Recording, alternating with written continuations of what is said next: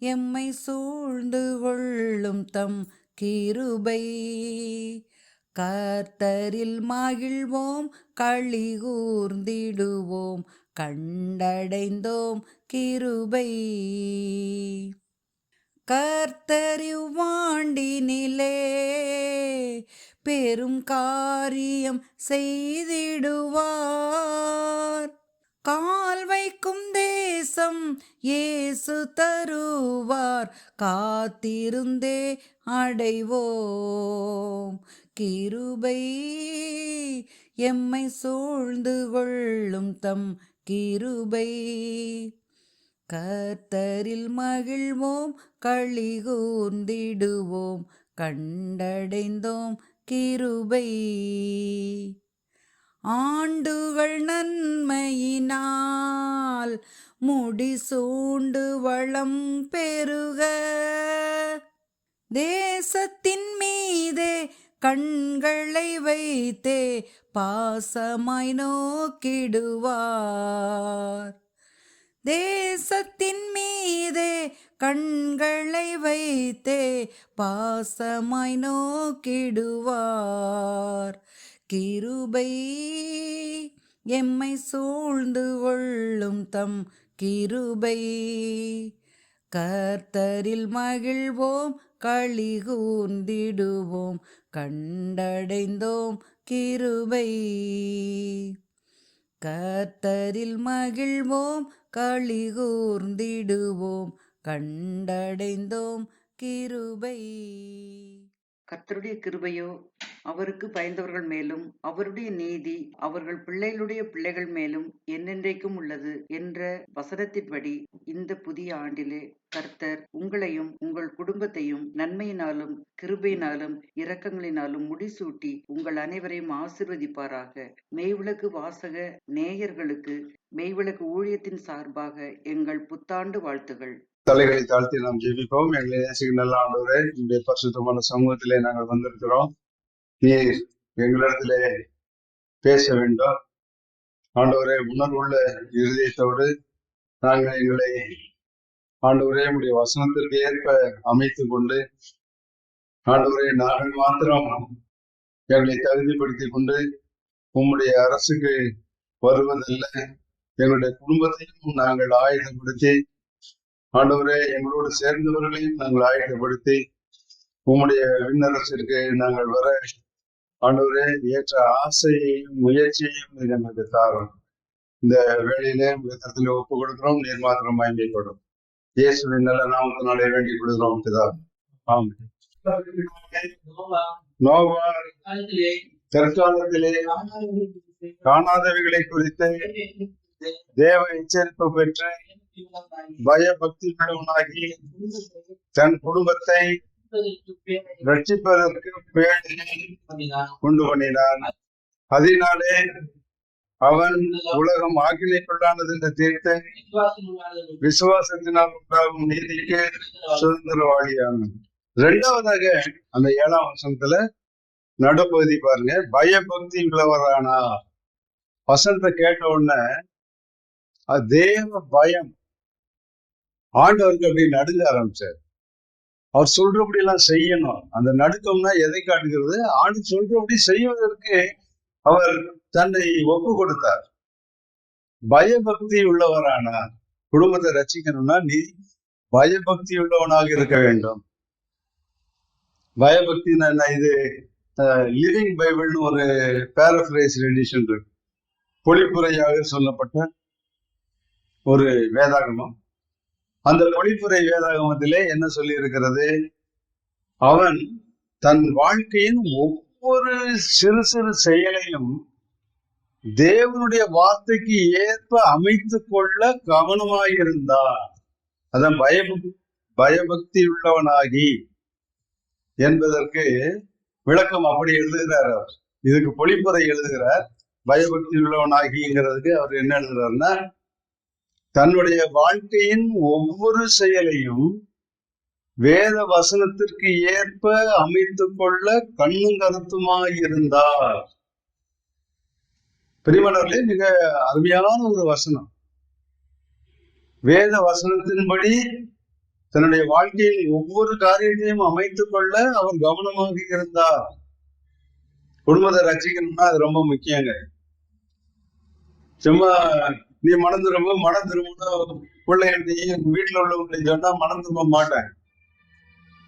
நீ விசுவாசம் உள்ளவனா இருக்க வேண்டும். 2வது, ஒவ்வொரு காரியத்தையும் வேத வசனத்திற்கு ஏற்ப உன் வாழ்க்கையை நீ அமைக்க கருத்தா இருக்க வேண்டும். எங்க அப்பாவா வேத வசனத்துக்கு ஏற்ப வாழ அவர் கவனமா இருப்பாங்க அப்படின்னு பிள்ளைகள் பார்க்க வேண்டும். ஒண்ணு மாத்திரம் தெரிஞ்சுங்க, வீட்டுல பிரசங்கம் எடுபடாது.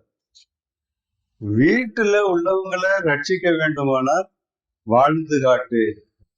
வாழ்ந்து காட்டினால்தான் குடும்பத்தாரை ரட்சிக்க முடியும். வாழ்ந்து காட்டு. எப்படி வாழ்ந்து காட்டு? ஆண்டவருடைய வார்த்தையின்படி ஒவ்வொரு சின்ன காரியத்திலையும் வேத வசனத்துக்கு விரோதமா வாழ்க்கையை அமைந்து விடக்கூடாது என்று கவனமா வாழ்ந்து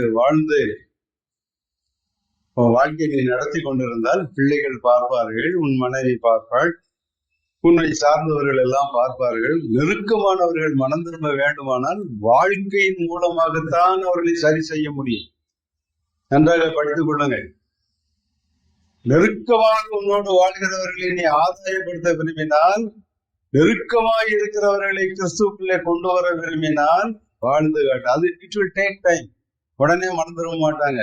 ஆனா வாழ்க்கையை பார்த்துக்கிட்டே இருப்பாங்க. உன் வாழ்க்கை அப்படியே சும்மா ஸ்டடியா ஒரு நாளைக்கு ஒரு வாழ்க்கை வாழ்ந்தீங்கன்னா அங்க ஒன்றும் காரியம் நடக்காது. இன்னைக்கு அப்படியே உத்தம மாதிரி பேசுறது, அடுத்த நாள் எல்லா பாவத்தையும் சேர்த்துக்கிட்டு செய்யறது. பிள்ளைகள் பார்த்தா எப்படியா மனம் திரும்பும்? உன் வாழ்க்கை அப்படியே நிலையானதாக இருக்க வேண்டும். ஒரே சீரா இருக்கணும். இப்படி ஏற்ற இறங்க இருக்கக்கூடாது. இப்படி இருந்தா குடும்பத்தாரை ரட்சிக்க முடியாது. இவன் சேவை ஸ்லோ பட் ஸ்டடி லைஃப். மெதுவான ஆனால் உறுதியான நிலையான ஒரு வாழ்க்கை உன்னில இருக்க வேண்டும். அதைத்தான் ஆண்டவர் எதிர்பார்க்கிறோம். குடும்பத்தை ரசிக்கணும்னா நீ வாழ்ந்து காட்ட வேண்டும். எங்க அப்பா போய் சொல்ல மாட்டாரு. பிள்ளைகள் பார்க்கணும். கண்டத்தனமா வெட்டி போட்டாலும் ஆண்டவருக்கு விரோதமான காரியத்தை செய்ய மாட்டார். பிள்ளைகள் சொல்லணும், பார்க்க ஒவ்வொரு இதுலயும் அனுபவிக்கணும் அதுக்கு. ஆனா கொஞ்ச நாள் அப்படியே நீ ஆண்டவருக்கு உண்மையா இருந்துகிட்டே இரு. உன் வாழ்க்கை அப்படியே அசைக்கும். அது அந்த பிள்ளைகள் வாழ்க்கையினாலே அசைக்கப்படுவார்கள். பெரியமானவர்களே, ஆண்டவர்களை பயபக்தியுள்ளவனாக்கி ஒவ்வொரு காரியத்திலையும் ஆண்டவருக்கு பிரியமா வாழ வேண்டும் என்று கருத்தாக இருக்கு. அதுதான் வாழ்க்கையா இருக்கணும். வெளியே பாக்குறவங்களுக்கு பைத்தியாரதனமா தெரியும். நான் இல்லைன்னு சொல்லல. 20ஆம் நூற்றாண்டை தாண்டிட்டோம். இதுல போய் இப்படி பைத்தியாரதனமா போய் சொல்லக்கூடாது, ஆண்டவருக்கு பிரியமா வாழணும் அப்படி இப்படின்னு சொல்றாங்களே, கிறுக்குத்தனமா தெரியும்.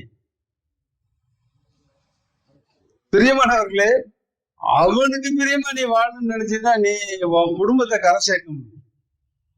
வாழ்ந்து காட்டி ஆக வேண்டும். ஆண்டவருக்கு பிரியமா வாழணும். எதிர்நீச்சல் போட வேண்டியது. பரிசுத்தமா வாழ்வது கஷ்டமான காரியம். இந்த உலகத்துல இப்போ உள்ள காலத்துல நீ பரிசுத்தமாக வாழ விரும்பினால் ரொம்ப ரொம்ப கஷ்டம். உன்னைய பைத்தியக்கார லிஸ்ட்ல தான் முதல்ல உன்னைய வைப்பாங்க. இப்படி பைத்தியக்காரத்தனமா வாழலாம? பரலம் போய் சேர்ந்தா போதும். குடும்பத்தை காப்பாத்திட்டா போதும். குடும்பத்துக்கு முன்மாதிரியா வாழ்ந்துட்டா போதும். அந்த ஒரு தீர்மானத்தோடு வாழ்ந்து காட்டி ஆக வேண்டும். ஆண்டவருக்கு பிரியமா வாழணும். 3வதாக, குடும்பத்தை ரட்சிப்பதற்கு அவர் ஒரு பேழையை உண்டு பண்ணினார். பெருவெள்ளம் வரப்போகிறது. பூமிக்குள்ள இருந்தெல்லாம் நீரூற்றுகள் அப்படியே பூமி பிளந்து அங்கிருந்து வேற தண்ணி வரப்போகுது. மழை வேற பெய்ய போகுது. முன்ன பார்த்ததில்லை. பெருவெள்ளம் வந்து அப்படியே உலகத்தையே மூட போகுது. மலைகள் எல்லாம் மூடின என்று படிக்கிறான். பெரியமானவர்களே, அதற்கு அப்ப குடும்பத்தை எப்படியா காப்பாத்துறது? அவ்வளவு தண்ணி வந்து பெருகும் போது எப்படி காப்பாத்துறது? பெரியமானவர்களே, அதற்கு தான் ஆண்டவர் சொன்னார், பேழையை உண்டு பண்ணு. பேழை இருந்தா தாயா குடும்பம் காப்பாற்றப்பட முடியும். பாதுகாப்பான பேழையை நீ உண்டு பண்ண வேண்டும். பெரியமானவர்களே, இந்த பாதுகாப்பான பேழை எது? இயேசு கிறிஸ்து தான் இந்த பேழை. நமக்காக வந்து நமக்காக தமது ஜீவனை கொடுத்து நமக்காக சிலுவையிலே அடிக்கப்பட்டு அவர் தம்முடைய ரத்தத்தை சிந்தி நமக்கு ரட்சிப்பை, பாதுகாப்பை அவர் உண்டு பண்ணி வைத்திருக்கிறார். பாதுகாப்பான பேழை இயேசு கிறிஸ்து. நீ வேற ஒண்ணும் செய்ய வேண்டியதில்லை. உன் குடும்பத்தை காப்பாத்தணுமா, அப்படியே பூ போல கூட்டிட்டு வந்து இயேசு கிறிஸ்துவாகிய பேழைக்குள்ள விட்டு என்ன பிரச்சனை வந்தாலும் சரி மிதந்து அவர்கள் பாதுகாப்பாக இருப்பார். எவ்வளவு வெள்ளம் வந்தாலும் இல்ல, எதிர்நீச்சல்லாம் போட்டுக்கிட்டு இருக்க வேண்டிய அவசியம் இல்லை. பேழை, இயேசு கிறிஸ்துவாகிய பேழை இவனுக்கு கொடுக்கப்பட்டிருக்கிறது. அங்க கொண்டு வந்து விட்டுறியா குடும்பத்தை?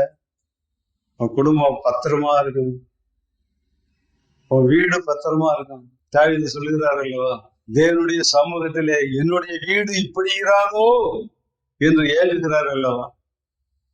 தேவ சமூகத்திலே உன்னுடைய வீடு ஒரு ஆசீர்வாதமான வீடாக இருக்க வேண்டுமானால் கிறிஸ்துவாகிய பேழைக்குள்ள கொண்டு வந்திருக்கு.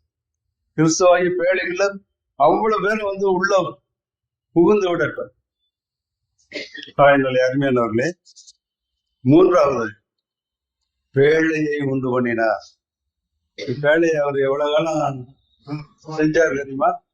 பாருங்க, சுத்தமான மிருகங்கள் 7 ஜோடி, பறவைகள் 7 ஜோடி, இப்படி ஒவ்வொரு இனத்திலும் வந்து அதுக்குள்ள தங்கி இருக்கு. அதுக்கு இறை வேணும். அவ்வளவு வைப்பதற்கு ஆண்டவர் சொன்ன அளவின்படி அந்த பேழையை அவர் கட்டினார்.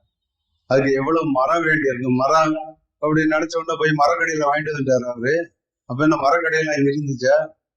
என்ன பண்ணியிருப்பாரு? போய் காட்டுல போய் மரம் வெட்டி, அவரு ஆண்டவர் சொன்ன கொப்பேர் மரத்துல கட்டு அப்படின்னாரு. கொப்பேர் மரத்தை தேடி கொப்பேர் மரத்தை வெட்டி பலகையை அறுத்து, எவ்வளவு கடினமான ஒரு வேலை என்று நினைக்கிறீர்கள்? அதை நோவா செய்தார். ஏன்? குடும்பத்தை காப்பாற்ற சும்மா லேஸ் இல்ல, குடும்பத்தை காப்பாற்றுறது லேஸ் இல்ல. போய் கொப்பேர் மரத்தை வெட்டிட்டு வந்து அதை அறுத்து பலகையா அறுத்து, இப்ப உள்ள சாமிலாம் அப்ப கிடையாது, மர அறுவை மில்லுகள்லாம் அப்ப கிடையாது. அவரா அறுத்துக்காரு. அப்ப ரம்பம் கூட இருந்துச்சா என்னவோ தெரியல. ரம்பம்லாம் எப்படி அவர் செஞ்சாருன்னு தெரியல. அதெல்லாம் அவர் தான் செஞ்சிருக்கணும். ஏன்னா தொடக்க காலம் எல்லாம் அப்படி தேவையான இதெல்லாம் அப்படியே அவருக்கு கிடைச்சிருக்காது. அதை அறுத்து எத்தனை நாள், ஒரு பலகை அறுக்க எத்தனை நாள் செலவிட்டிருப்பார், எவ்வளவு கடினமாக உழைத்திருப்பார். ஆனால் விடாப்பிடியாக கடினமாய் உழைத்து அந்த பேழையை கட்டினார். கீழ் பூசுகின்றார் ஆண்டவர், பலகை கெட்டு போகாம இருக்கு. ஆண்டு சொன்ன அளவுபடி கட்டினார். ஆணி அடிக்க என்ன பண்ணாரு? அப்ப அவர் என்ன பண்ணாரு தெரியும். ஆனா பேழையை கட்டினார். பேழையாகி கிறிஸ்துவுக்குள்ளே நீ குடும்பத்தை கொண்டு வருவது சாதாரண காரியம் இல்லை. கஷ்டப்படணும், ரொம்ப உபவாசிக்கணும், கண்ணீர் விடணும், ஆண்டு சமூகத்துல ராத்திரி பகல் ஏங்கணும், புலம்பணும். என்ன ஆண்டவரே, என் குடும்பத்தை ரசிக்காம நான் போக மாட்டேன் ஆண்டவரே, என் குடும்பம் எப்படியாவது பரலோகத்துக்கு வந்தாகணும் ஆண்டவரே, என் பிள்ளைகள் நன்றா இருக்கணும் ஆண்டவரே, என் பிள்ளைகள் நன்றாக இருக்க வேண்டும் ஆண்டவரே, உண்மை விட்டா எனக்கு வேற கதி கிடையாது. தேவ சமூகத்துல கடந்து பாடாப்படணுங்க. குடும்பத்தை கொண்டு வருவதற்கு பாடாய்ப்பட வேண்டும். அது இழுக்கிற தசைகளாம் நீ போய்கிட்டு இருந்தீங்கன்னா எப்படியா கொண்டு வர முடியும்? பேழையை கொண்டு பண்ணினார். இப்ப நீ பேழை நீ செய்ய வேண்டியதில்லை. கிறிஸ்துவாகிய பேழை ரெடிமேடா இருக்கியா? ஆண்டவரே உங்களுக்காக உங்களுக்கு பாதுகாப்பு தருவதற்கு கிறிஸ்துவாகிய பேழை அங்கே அவர் இறங்கி வந்து நம்மையும் நம்ம குடும்பத்தையும் ரட்சிப்பதற்கு அவர் வந்திருக்கிறார். பேழைக்குள்ள கூட்டிட்டு போங்க. கப்பல் நீ ஒண்ணும் செய்ய வேண்டாம். பாதுகாப்பதற்கு பாதுகாப்பான கப்பல் இயேசு கிறிஸ்துவின் வடிவிலே இங்கே வந்திருக்கிறதே. அதுக்கு உள்ள குடும்பத்தை கூட்டிட்டு போ. பிரியமானவர்களே, இந்த 3 விசுவாசம் உள்ளவனானா, 2வதாக பயபக்தி உள்ளவனாக இருந்தால், வேத வசனத்தின்படி வாழ்க்கையை அமைக்க, ஒவ்வொரு காரியத்தையும் அமைக்க கவனமாக இருந்தால், பேழையை உண்டு பண்ணி பேழைக்குள்ள குடும்பத்தை கொண்டு போவதற்கு அவர் கவனமாக இருந்தார். பிரியமானவர்களே, இந்த நோவாவை குறித்து சொல்ல வேண்டுமானால், நோவா என்ற பெயருக்கு ஆறுதல் என்று பெயர். ஆதியாகமம் 5ஆம் அதிகாரம் 29ஆம் வசனத்தை படியுங்க. கர்த்தர் சபித்த பூமியிலே நமக்கு உண்டான வேலையிலும் நம்முடைய கைகளின் பிரயாசத்திலும் இவன் நம்மை தேற்றுவான் என்று சொல்லி அவனுக்கு நோவா என்று பெயரிட்டான். தேற்றுகிறவன் புதிய ஏற்பாட்டுல பர்னபா என்று ஒரு சீடனை குறித்து சொல்லப்பட்டிருக்கிறது. பர்னபா. பர்னபா என்றால் என்ன பொருள்? ஆறுதலின் மகன். ஆறுதலின் மகன். பிரியமானவர்களே, நோவா ஆறுதல் தருகிற மனிதனாக இருந்தான். அவன் தகப்பனுக்கே ஒரு நம்பிக்கை, என் மகன் எனக்கு கர்த்தர் சபித்த பூமியிலே என் வேலையில கையின் பிரயாசத்துல எல்லாம் இவன் என்னை தேற்றுவான், இவன் எனக்கு ஆறுதல் தருவான். பிரியமானவர்களே, உண்மையான தேவனுடைய பிள்ளைகள் ஆறுதலை கொடுக்கிறவர்களாக இருக்க வேண்டும்.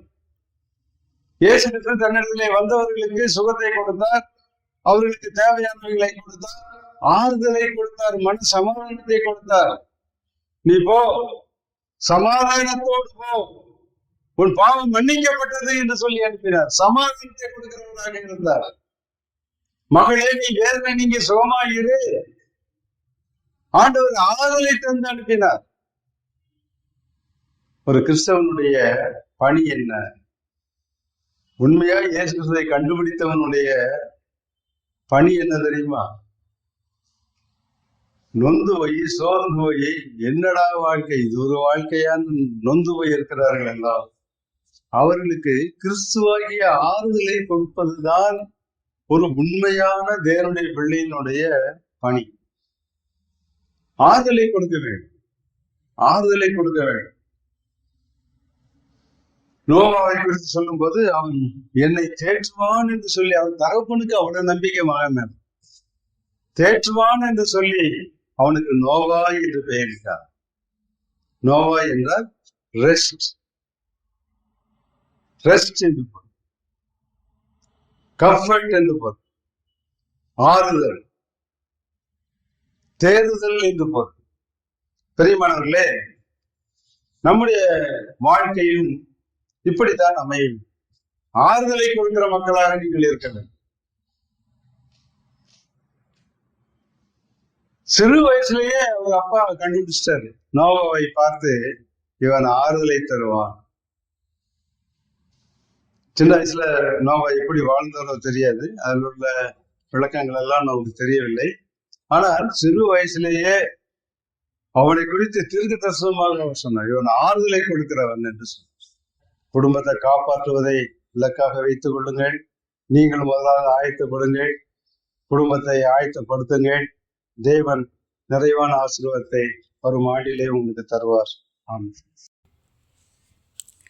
பரிசுத்தமுள்ள எங்கள் நல்ல பிதாவே, இந்த நல்ல வேளைக்காக நன்றி செலுத்துகிறேன்.